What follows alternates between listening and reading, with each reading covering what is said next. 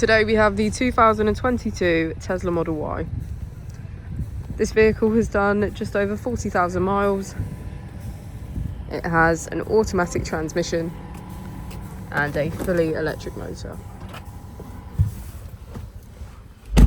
On our user interface, we're met with an overview of the vehicle. This allows us to open the bonnet, charging port and boot, all from within inside the car.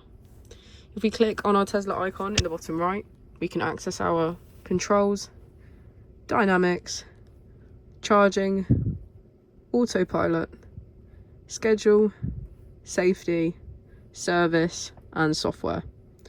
Within safety, we have advanced features such as a pin to drive and a glove box pin. If we go back into software and click on additional vehicle information, we can get a deeper analysis of the vehicle spec. The Model Y comes with a 360 degrees camera, and with that you can access your dash cam.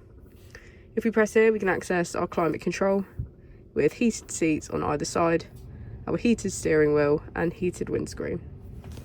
As we go into the back of the vehicle, we can see that it has a full leather black interior and get a good view of our panoramic roof.